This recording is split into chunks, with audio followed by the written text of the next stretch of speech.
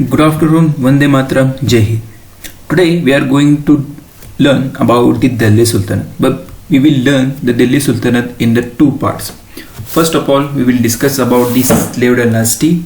In the slave dynasty, we will be covering the Qutbuddin Aibak, Iltutmish, Razia, Balban, and the Khilji dynasty, Alauddin and Jalaluddin Khilji.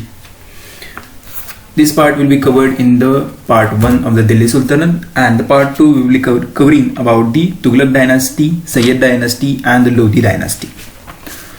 And don't forget to like the previous video as well and subscribe to the channel. So without wasting time, let's start. So the Arab conquest of Sindh. From the ancient time, India was famous as the Fantical land and was called the Golden Sparrow.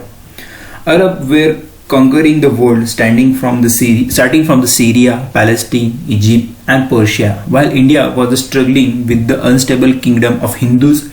Harshavardhan was the last Hindu emperor and his death brought political instability in India. Then comes the invasion of the Sindh by Muhammad bin Qasim. A 17-year-old boy was ambitious, a great warrior and courageous.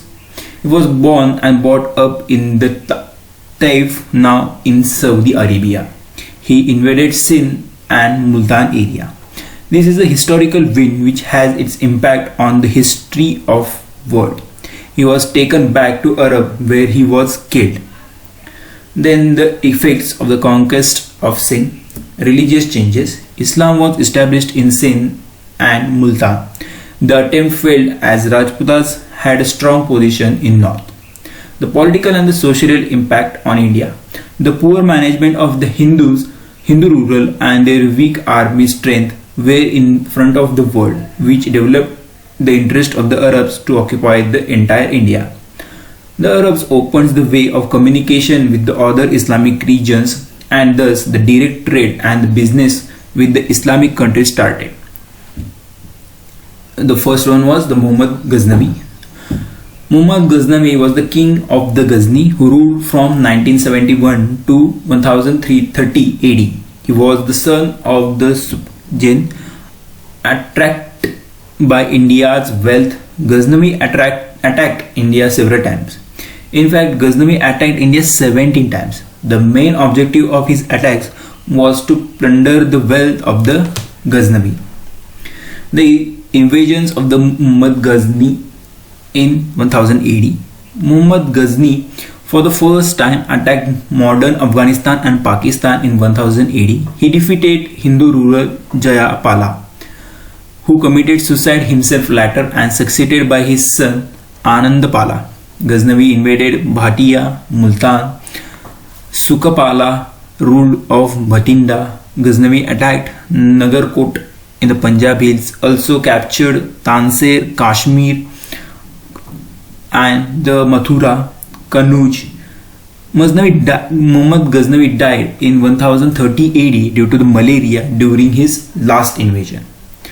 Why Muhammad Ghaznavi attacked India? He was attracted to the enormous wealth of India. This made him repeatedly raid India.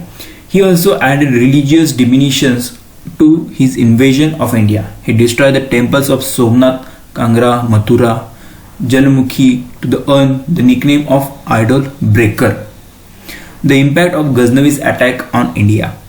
Although there is no deep political impact of the Ghaznavi's invasion on India, it exposed the shortcoming of the war strategies of the Rajput king. It also revealed that there was no political unity in India and it invited more attackers in future. Then Prithviraj Chauhan. He was known as the master of the skill of aiming targets on the basis of its sound, known as the Shabdabedi technique. His historical wars and victories over Chandela kings in 1182 AD were significant in fetching the immense riches through his treasury. The first battle of Tehran 1191 and the second battle 1192. Then comes the Muhammad Ghori.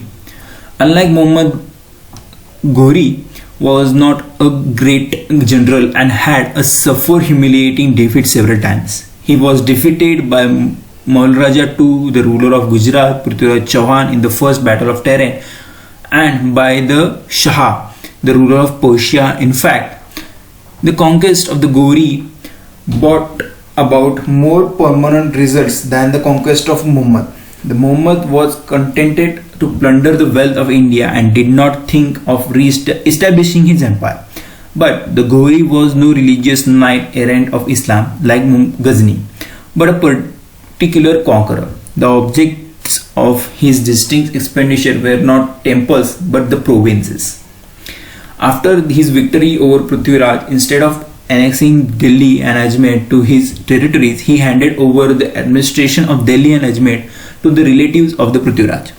Ghori did not change the status of those Hindu chiefs who accepted his suzerainty and did not interfere in their administration. Of course, he established forts in these territories. The great adaptability to select officers. Ghori had the art to selecting the best of the men for his services. He also appointed the governors of the provinces he conquered. Now comes the slave dynasty. The slave dynasty is also known as the Mamluk dynasty.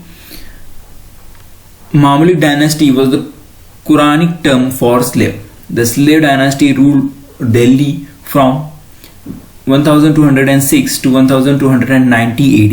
In fact, three dynasties were established during this period. The Qutubi dynasty founded by Qutbuddin Aibak, first Ilbari dynasty founded by Iltutmish, and the second Ilbari dynasty founded by Balban. So we will be discussing about the slave dynasty one by one. First come the Qutbuddin Aibak. After the death of the Ghori in 1206 AD, Aibak declared his independence. He severed all connections with the kingdom of Ghori and thus found the slave dynasty as well as the Delhi Sultanate. He assumed the title Sultan and made Lahore as his capital. His rule lasted for a short period of 4 years. Muslim writers call Aibak Lakh Baksh, or giver of lakhs, because he gave liberal donation to them. Aibak patronized the great scholar Hasan Nizami. Tajul Musir, first official history of the Delhi Sultanate, written in the Persian by Sadruddin Hasan Nizami. He also started the construction of after the name of famous Sufi saint Khwaja Qutbuddin Bakhtiyar. It was the latter completed by the Iltutmish. Aibak died suddenly by playing, we can say, the horse polo in 1210 AD. He was succeeded by his son Aram Baksh, who was replaced by the Iltutmish after 8 months. Now comes the Iltutmish. Iltutmish belonged to the Ilbari tribe and hence his dynasty was named as Ilbari dynasty. His half-brother sold him as a slave to Aibak, who made him his son-in-law by giving his daughter to marriage to him. Later, Aibak appointed him as the Iqtidar of Gwalior. In 1211, Iltutmish defeated the Aram Baksh and became the Sultan. He shifted his capital from Lahore to Delhi. In the meantime, Temujin, popularly known as Genghis Khan, the leader of the Mongols, started invading Central Asia. He defeated Jalaluddin Mangobari, the ruler of Khwarizm. He also crossed the river Indus and sought asylum from Iltutmish. Iltutmish refused to give him shelter in order to save his empire from the onslaught of the Mongols. Fortunately for Iltutmish, Genghis Khan returned home without entering India. Iltutmish nominated his daughter Razia as his successor. Thus, the hereditary succession to the Delhi Sultanate was initiated by Iltutmish. Apart from completing the construction of the Qutub Minar at Delhi, the tallest stone tower in India, he built magnificent mosque at Ajmer. Iltutmish introduced the Arabic coinage into the India, and the silver tanka weighing 175 grams became a standard coin in the medieval India. Silver is known as taka, copper as jittar, and the gold as mohan. Iltutmish had also created a new class of ruling elite of 40 powerful military leaders, the 40. Now comes the Balban after the Razia. Ghiyasuddin Balban, who was also known as Ulugh Khan, served as Naib or regent to Sultan Nasruddin Muhammad. He also strengthened his position by marrying his daughter to the Sultan. He knew that the real threat to the monarchy was from the noble, called as the 40. According to the Balban, the Sultan was God's shadow on earth and the recipient of the divine grace. The Balban introduced rigorous code of discipline and new customs such as the prostration and kissing the Sultan's feet to prove his superiority over the nobles. He also introduced the Persian festival of Nowruz to impress the nobles and people with his wealth and power. Indian Muslims were not given important posts in the government. He appoints spies to monitor the activities of the nobles. Now comes the Khilji dynasty after the slave dynasty. The slave, or we can say the Mamluk dynasty, was replaced by the Khalji dynasty as the ruling dynasty of the India. The founder of the Khalji dynasty was Jalaluddin Firuz Khilji. He killed the last descendant of the slave dynasty and declared himself the Sultan. Khalji clan traced their origin to Afghan village of Khalji. Jalaluddin Khalji original name was Malik Firuz. He was not cruel by nature.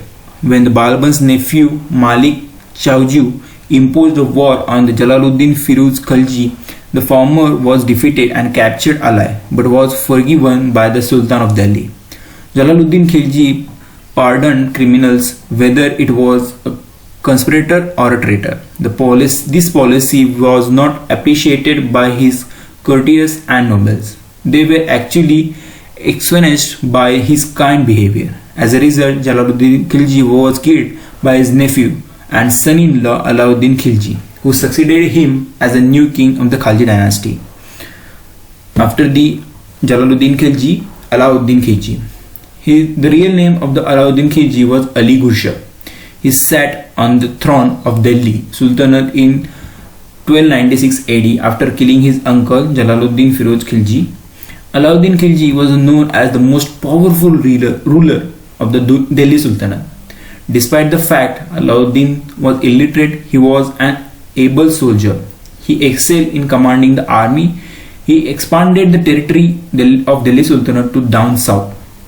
Alauddin Khilji successfully encountered the invasion of the Mongols. Mongol forces numbering around 2 lakh attacked India under the Qutub Khwaja, the grandson of Kuba Ali Khan. But Alauddin Khilji crushed them with an iron hand to the extent that Mongols couldn't gather courage to attack India for a long time. He also aspired to become a second Alexander and gave instructions to Muslims to take his name as in the namaz. The highlights of the Alauddin Khilji rule: he introduced the dag and chera during his rule. The dag is system of branding the horses, and the chera was related to the biometric information about the soldier. He treated his noble with the iron hand. He forbade them to marry among each other families. Diwan-e-Mustarkhaj was introduced by the Alauddin Khilji to know and collect the revenue arrears. He also set up the separate markets for the food and cloth, etc. Diwan-e-Riyasat and Shahana-e-Mandi were created by him to control the markets. The espionage system was strengthened. Alauddin was the first Sultan of Delhi to have a standing army. The Ikta system introduced by the Iltutmish was abolished by Alauddin, and the salary was paid to the soldier in cash. Alauddin died in 1316 AD amid chaos within the empire. His son was not capable enough to carry out his legacy. Alauddin was a strong and capable ruler of India. The private stockpiling of the substances was banned. Distributing system was introduced by Alauddin, and there was a system of quality control. Now the economic policy of under the Khalji dynasty, the last one. The economic policy and the administration under the Khalji dynasty were very strict and was all in hands of the king. The situation of peasant, businessman and the common man was very poor and sometimes hard to sustain. Few of these policies are listed below. Alauddin Khilji changed the expenses approaches just to increase his treasury and to pay his obligations and store of his war and expansion. He raised agribusiness taxes straightforwardly from 20 to 50%, payable in kind of grain and the rural produce, or with the cash he discarded installments. Alauddin Khilji maintained four sorts of charges on non-Muslims in the Sultanate called as jizya, kharj or land tax, kari or house tax, and the last one chari as the field duty. So this was about the slave dynasty and the Khilji dynasty. Slave dynasty started from the Qutbuddin Aibak, then Iltutmish, Razia, Balban, and the Khilji dynasty from Jalaluddin Khilji to the Alauddin Khilji. So this was about the first part of the Delhi Sultanate. We will be discussing about the next Tughlaq dynasty, Sayyid dynasty and the Lodi dynasty in the part 2 of the Delhi Sultanate. Stay tuned, we will meet tomorrow as well. Have a good day.